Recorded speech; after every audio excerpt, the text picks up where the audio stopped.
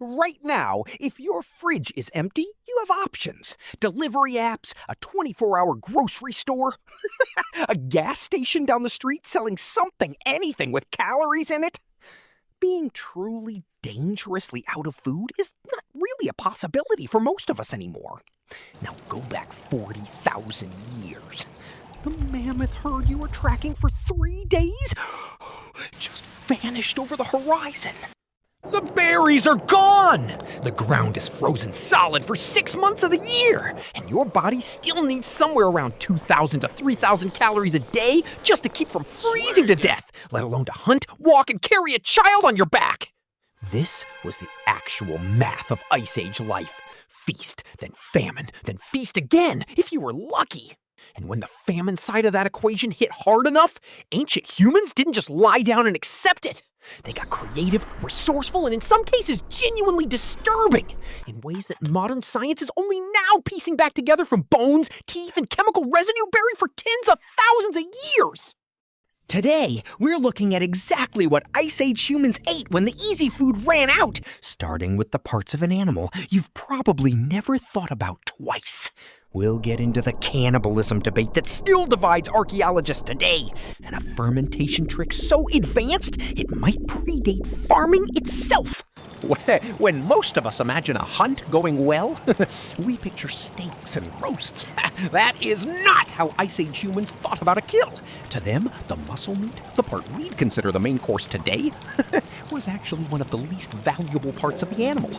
Archaeologists can tell this from the bones themselves.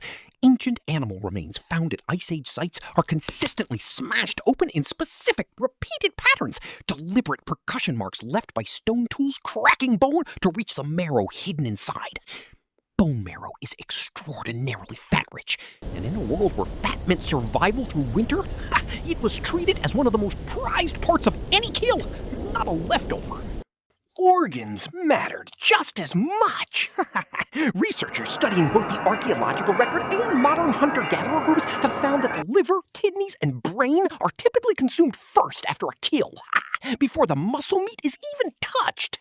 Some scientists believe this pattern goes back deep into our evolutionary history, since organs are often denser in vitamins, minerals, and fat than muscle tissue is. A hunter who just spent days tracking an animal wasn't gonna leave the most nutritious parts behind for scavengers. Fat, in particular, became almost its own currency.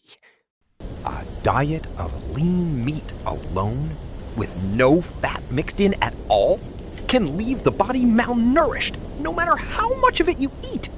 A problem later explorers in Arctic regions would document firsthand. Ice Age humans appear to have understood this instinctively, prioritizing marrow and fat over lean muscle whenever they had the choice. And when times got desperate enough, the menu widened even further. Some researchers believe insects, grubs, and larvae were a consistent, if unglamorous, backup food source, based on evidence from later hunter-gatherer societies and indirect clues in the archaeological record. They're small, but they're packed with protein and fat. And unlike a mammoth, a beetle doesn't require a coordinated group hunt and doesn't fight back. When the big game disappeared, the small stuff still didn't. Now we get to the part of this story that tends to make people uncomfortable, and it deserves to be handled carefully because the evidence is real, and it's more complicated than a simple headline suggests. At Malagoursy Cave in France, researchers examined Neanderthal remains dating back roughly 100,000 years and found cut marks and fracture patterns that closely match the exact same butchery techniques used on deer remains found at the same site. The study, published in the journal Science, concluded this was strong evidence of cannibalism among Neanderthals. A similar picture emerged at El Cedrón Cave in Spain, where researchers examined the remains of at least 12 Neanderthal individuals, dating back roughly 49,000 years. Cut marks, marrow extraction, even evidence the bones had been deliberately broken open, all consistent with the same treatment given to hunted animals. And it wasn't limited to Neanderthals. At Gough's Cave in England, archaeologists studying remains from roughly 14,000 years ago found human bones with cut marks, tooth marks, and skulls that had been carefully, deliberately shaped into what researchers describe as drinking cups. Here's where it gets genuinely debated among scientists. Some researchers argue this reflects pure survival cannibalism during a period of extreme scarcity. Others point to the skill and care involved in shaping those skulls and argue it looks more like a funerary ritual, a way of honoring the dead rather than a desperate meal. The honest answer is that archaeologists are still divided, and the evidence at different sites may represent genuinely different situations, some driven by starvation, some by belief systems we can only partially reconstruct from bone alone. It's also worth being clear about something important. This pattern doesn't show up at anywhere near every Ice Age site. That absence matters. It tells archaeologists this behavior was tied to specific, unusual periods of crisis or particular belief systems, not a universal, everyday practice across every Ice Age community. What we can say for certain is this.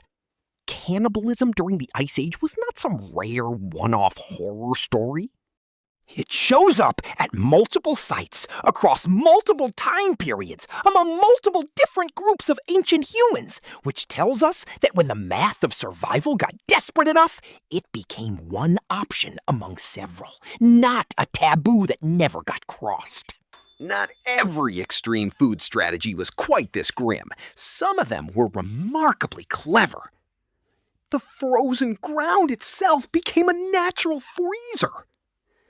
Across multiple Ice Age sites, archaeologists have identified storage pits dug directly into permafrost, packed with meat that could stay preserved for weeks without spoiling. Essentially, refrigeration, invented long before electricity existed.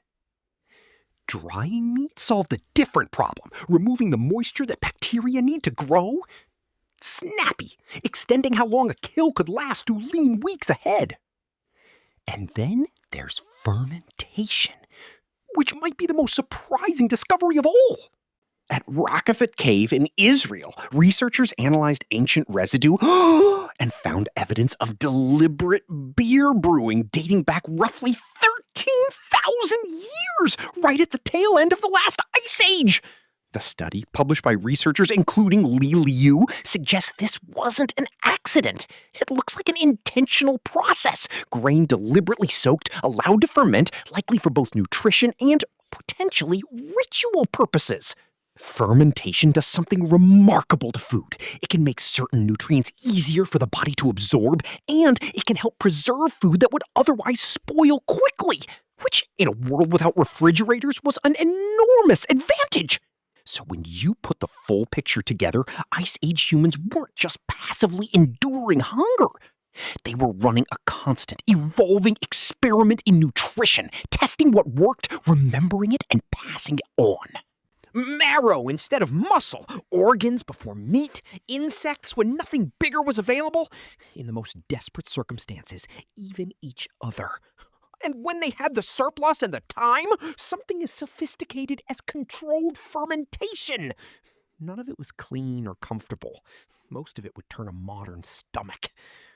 But every single one of these strategies solved the same brutal equation, keeping the human body fueled and warm through a world that offered no guarantees and absolutely no leftovers. So next time you're annoyed about a mediocre dinner, remember, somewhere in your ancestry, someone survived on frozen marrow, fermented grain, and decisions you and I will hopefully never have to make. That's not just history. That's the reason you're here at all. Let me know in the comments which one of these surprised you the most. See you in the next one.